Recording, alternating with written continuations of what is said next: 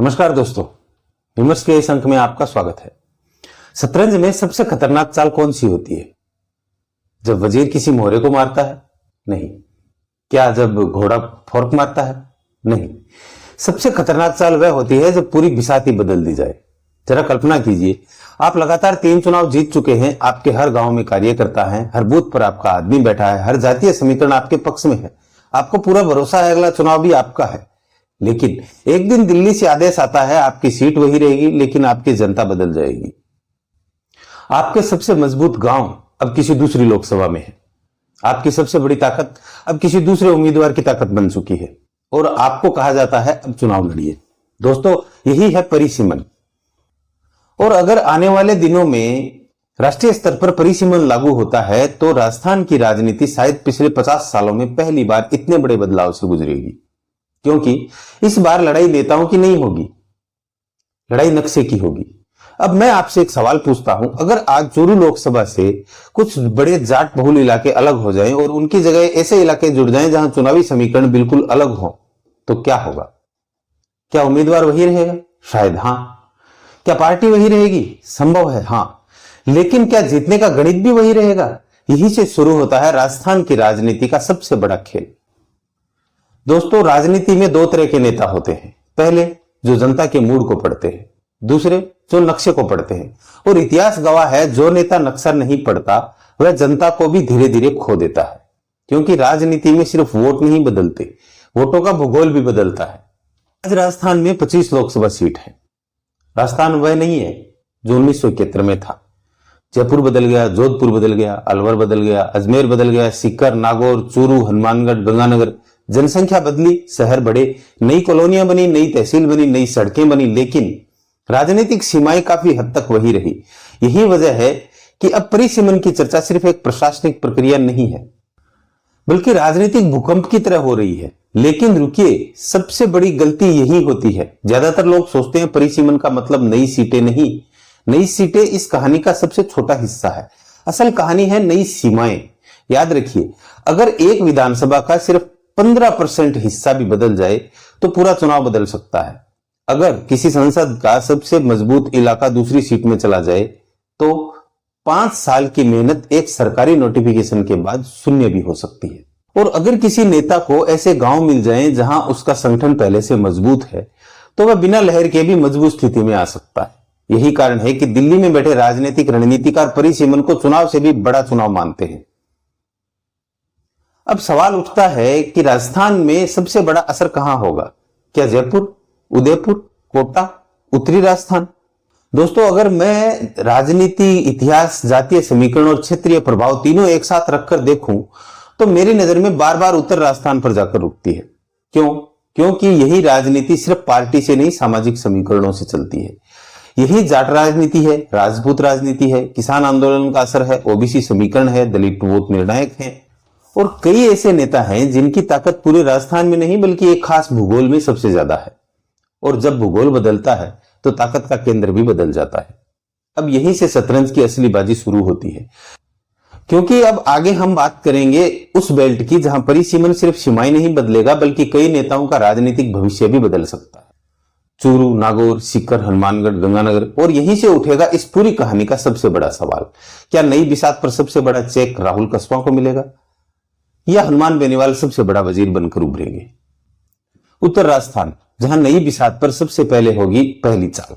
दोस्तों, अगर भारतीय राजनीति एक शतरंज का बोर्ड है तो उत्तर राजस्थान उस बोर्ड का मिडिल गेम है, क्योंकि यहीं से बाजी पलटती है और यहीं सबसे ज्यादा मोहरे टकराते हैं।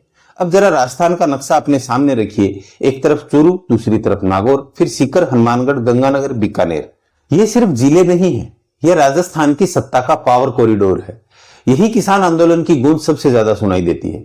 यही जाट नेतृत्व सबसे प्रभावशाली रहा है। यही राजपूत नेतृत्व की भी मजबूत मौजूदगी है। और यही हर चुनाव जातीय समीकरण, स्थानीय नेतृत्व और संगठन तीनों मिलकर तय करते हैं। अब जरा सोचिए, अगर परिसीमन आयोग इन जिलों की सीमाओं में थोड़ा सा भी बदलाव कर देता है तो क्या बदलेगा? सिर्फ नक्शा?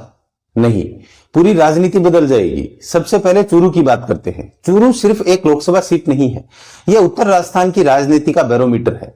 यहां जो हवाएं चलती हैं उसका असर आसपास के कई जिलों तक दिखाई देता है। अब अगर भविष्य में चूरू लोकसभा की सीमाओं में बदलाव होता है तो सबसे पहले वोट बैंक का गणित बदलेगा। किसी नेता का सबसे मजबूत इलाका दूसरी सीट में जा सकता है और किसी दूसरे नेता का कमजोर इलाका उसकी सीट में आ सकता है। यानी जो चुनाव आज 55 से 45 का दिखता है वही कल 50-50 भी हो सकता है। और राजनीति में 5% का अंतर भी सरकारें बना भी देता है और गिरा भी देता है। अब राहुल कस्वां पर आइए। राहुल कस्वां की राजनीति सिर्फ एक चेहरे की राजनीति नहीं है, उसके पीछे सालों का संगठन है, क्षेत्रीय पहचान है और सामाजिक नेटवर्क है। लेकिन राजनीति का सबसे कठिन सवाल यही है, अगर मैदान बदल जाए तो क्या पुरानी रणनीति नई बिसात पर भी काम करेगी? यही वह सवाल है जिसका जवाब परिसीमन के बाद ही मिलेगा। अब नागौर। अगर उत्तर राजस्थान में कोई जिला परिसीमन के बाद सबसे ज्यादा चर्चा में आ सकता है तो वह नागौर है, क्योंकि यह क्षेत्रीय राजनीति राष्ट्रीय राजनीति से टकराती है।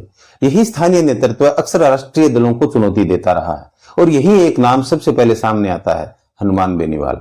बेनीवाल की राजनीति सिर्फ चुनाव जीतने की राजनीति नहीं है, उन्होंने एक क्षेत्रीय पहचान भी बनाई है। लेकिन अब सवाल यह है कि अगर नई सीमाएं बनती हैं तो क्या उनका प्रभाव क्षेत्र और मजबूत होगा या अलग अलग हिस्सों में बढ़ जाएगा? दोनों संभावनाएं मौजूद हैं और यही वजह है कि परिसीमन किसी एक नेता के पक्ष या विपक्ष का फैसला नहीं करता, वह सिर्फ नई बाजी शुरू करता है। अब आते हैं राजेंद्र राठौड़ पर। राठौड़ उन नेताओं में हैं जो सिर्फ चुनाव नहीं लड़ते, संगठन भी खड़ा करते हैं। लेकिन इतिहास बताता है कि सबसे अनुभवी खिलाड़ी को भी नई बिसात समझने में समय लगता है। और अगर विधानसभा क्षेत्रों की सीमाएं बदलती हैं तो स्थानीय समीकरण भी बदलेंगे। यानी अनुभव काम आएगा लेकिन नई रणनीति बनानी पड़ेगी। अब एक सवाल जो शायद सबसे बड़ा सवाल है, क्या जाट राजनीति पहले से और मजबूत होगी या उसका प्रभाव कई सीटों पर बंट जाएगा? याद रखिए, यह सवाल सिर्फ जाट राजनीति का नहीं है, यही सवाल राजपूत, ओबीसी, दलित और उस समाज का है जिसका प्रभाव कुछ विशेष इलाकों में केंद्रित है। क्योंकि जब नक्शा बदलता है तो जातीय गणित भी बदल सकता है। लेकिन दोस्तों, यह तो सिर्फ ओपनिंग थी, शतरंज की कठिन बाजी तो अब शुरू होगी। आगे हम आएंगे सीधे राजनीतिक गणित पर और बताएंगे अगर राजस्थान में लोकसभा सीट बढ़ती है तो किस पार्टी को सबसे बड़ा फायदा हो सकता है, बीजेपी, कांग्रेस या क्षेत्रीय दल, और कौन सा नेता नई बिसात पर सबसे पहले चेक में आ सकता है। यहीं से शुरू होती है असली शतरंज, किसकी होगी बढ़त और किसको मिलेगी मात। दोस्तों, शतरंज में एक समय ऐसा आता है जब दोनों खिलाड़ियों के सारे मोहरे बोर्ड पर होते हैं, लेकिन जीत उसी की होती है जो अगली 3 चाल पहले देख ले। राजनीति में परिसीमन ठीक वैसी ही चाल है। आज राजस्थान की लगभग सभी बड़े नेता अपने अपने क्षेत्र के हिसाब से राजनीति कर रहे हैं। किसकी ताकत किसान है, किसी की ताकत जाट वोट है, किसी की ताकत राजपूत समाज है, किसी की ताकत शहरी वोटर है।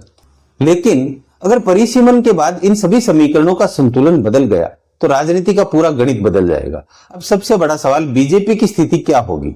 भारतीय जनता पार्टी की सबसे बड़ी ताकत उसका संगठन है। अगर नई सीटें बनती हैं तो भाजपा शायद दूसरे दलों की तुलना में ज्यादा तेजी से नए बूथ, नए मंडल, नए संगठन तैयार कर सकती है। लेकिन यही सबसे बड़ा खतरा भी छिपा है। नई सीटें मतलब नई टिकट, नया टिकट मतलब नए दावेदार, और नए दावेदार मतलब नई नाराजगी। याद रखिए, भाजपा की सबसे कठिन लड़ाई विपक्ष से नहीं, टिकट वितरण से भी हो सकती है। अब कांग्रेस के लिए परिसीमन एक चुनौती भी है और एक सुनहरा अवसर भी। अगर नई सीटों पर स्थानीय नेतृत्व, मजबूत उम्मीदवार और बेहतर संगठन खड़ा कर दिया तो कांग्रेस नए क्षेत्रों में वापसी की कोशिश कर सकती है। लेकिन अगर पुरानी गुटबाजी नई सीटों तक पहुंच गई तो नई बिसात पर भी पुराना खेल दोहराया जा सकता है। अब सबसे दिलचस्प सवाल, हनुमान बेनीवाल। दोस्तों, राजस्थान में बहुत कम नेता ऐसे हैं जिनकी राजनीति एक खास भूगोल से इतनी गहराई से जुड़ी हो। अगर भविष्य के परिसीमन में उनके प्रभाव वाले इलाके एकजुट रहते हैं तो उन्हें नई ताकत मिल सकती है। लेकिन अगर वही इलाके अलग अलग लोकसभा या विधानसभा क्षेत्रों में बंट गए तो चुनौती भी उतनी ही बड़ी हो सकती है। इसलिए यह कहना कि परिसीमन अपने आप में बेनीवाल को फायदा देगा अभी जल्दबाजी होगी। लेकिन यह कहना भी गलत होगा कि उन पर कोई असर नहीं पड़ेगा। असर पड़ेगा और काफी बड़ा पड़ सकता है। अब राहुल कस्वां, अगर चूरू और आसपास के क्षेत्रों की सीमाएं बदलती हैं तो उनकी राजनीति के सामने भी नई परीक्षा होगी, क्योंकि हर नेता अपने क्षेत्र की सामाजिक बनावट और संगठन के हिसाब से रणनीति बनाता है। अगर मैदान बदल गया तो रणनीति भी बदलनी पड़ेगी। यानी परिसीमन किसी नेता की लोकप्रियता को सीधे खत्म नहीं करता, लेकिन उस लोकप्रियता की परीक्षा का तरीका जरूर बदल देता है। अब बात करते हैं राजेंद्र राठौड़ की। अनुभव की राजनीति करते हैं, लेकिन राजनीति में अनुभव तभी तक ताकत है जब तक आप नई परिस्थितियों के हिसाब से खुद को बदलते रहे। नई सीमाएं, नई पंचायतें, नए गांव, नए कार्यकर्ता, नई सामाजिक संरचना, यह सब हर अनुभवी नेता से नई रणनीति की मांग करेगा। दोस्तों, अब जरा पूरे उत्तरी राजस्थान की तस्वीर देखिए। चूरू, नागौर, सीकर, हनुमानगढ़, गंगानगर, बीकानेर, अगर इनमें कहीं भी बड़ा परिसीमन हुआ तो सिर्फ एक सीट नहीं बदलेगी, पूरे उत्तर राजस्थान का राजनीतिक संतुलन बदल सकता है। और यही 2029 की राजनीति की सबसे बड़ी कहानी लिखी जा सकती है। लेकिन अभी सबसे बड़ा सवाल बाकी है, क्या परिसीमन राजस्थान में सिर्फ नेताओं को बदलेगा या पूरे राजनीतिक युग को बदल देगा? यही इस कहानी का सबसे बड़ा क्लाइमेक्स है। और अब वीडियो में आगे हम इसी सवाल पर अंतिम विश्लेषण करेंगे, क्योंकि शतरंज में सबसे खामोश चाल ही सबसे खतरनाक चेकमेट साबित होती है। दोस्तों, अब तक हमने बात की परिसीमन की, नई सीटों की, उत्तर राजस्थान की, जाट राजनीति की, राहुल कसवा की, हनुमान बेनीवाल की और राजेंद्र राठौड़ की। लेकिन अब सवाल इन 3 नेताओं का नहीं है, सवाल पूरे राजस्थान का है। क्योंकि परिसीमन किसी एक नेता का भविष्य नहीं बदलता, वह पूरी राजनीतिक पीढ़ी बदल सकता है। जरा सोचिए, आज राजस्थान का कोई युवा नेता अपने क्षेत्र में 5 साल मेहनत कर रहा है, उसे लगता है कि अगला टिकट उसी को मिलेगा। लेकिन अगर उसकी विधानसभा किसी दूसरी लोकसभा में चली गई या उसका इलाका 2 हिस्सों में बंट गया, तो उसकी 5 साल की मेहनत एक फाइल पर बने नक्शे के साथ नई दिशा में चली जाएगी। यही परिसीमन की ताकत है। दोस्तों, इतिहास गवाह है, भारत में कई चुनाव लहर से जीते गए, कई चुनाव नेताओं के चेहरे पर जीते गए हैं, कई चुनाव जातीय समीकरणों पर जीते गए। लेकिन 2029 अगर परिसीमन लागू होता है तो शायद पहला ऐसा चुनाव हो सकता है जिसमें सबसे बड़ा मुद्दा नई चुनावी बिसात होगी। अब एक दिलचस्प बात समझिए, राजनीति में 2 तरह के नेता होते हैं। पहले जो चुनाव आने पर रणनीति बनाते हैं, दूसरे जो चुनाव आने से पहले नक्शा पढ़ना शुरू कर देते हैं। और मुझे पूरा विश्वास है कि इस समय जयपुर से लेकर दिल्ली तक हर बड़ा राजनीतिक दल अपने अपने स्तर पर इसी अभ्यास में लगा होगा। कौन सा गांव किधर जा सकता है, कौन सी तहसील की सीट से जुड़ सकती है, कहां नया सामाजिक संतुलन बन सकता है, कहां पुराना वोट बैंक टूट सकता है। यानी शतरंज की भाषा में कहें तो ओपनिंग अभी जनता को दिखाई नहीं दे रही, लेकिन बड़े खिलाड़ी अपनी अगली चाल अभी से सोच रहे। अब सबसे बड़ा निष्कर्ष, क्या परिसीमन अपने आप बीजेपी को फायदा देगा? नहीं। क्या परिसीमन अपने आप कांग्रेस को फायदा देगा? नहीं।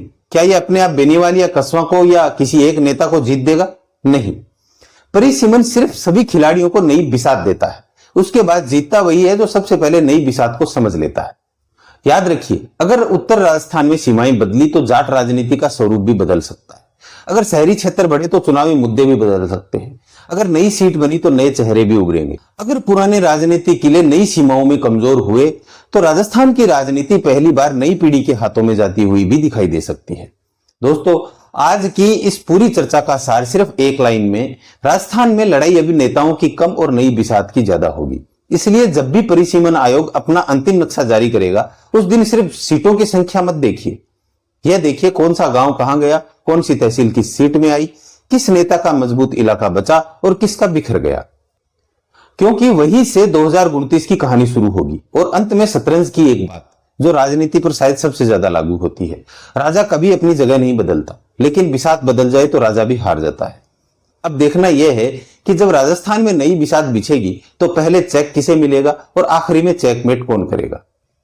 अगर आपको यह विश्लेषण पसंद आया तो वीडियो को लाइक कीजिए, अपने विचार कमेंट में लिखिए और चैनल को सब्सक्राइब करना मत भूलिए, क्योंकि राजनीति में सबसे खतरनाक चाल वही होती है जो दिखाई सबसे आखिर में देती है।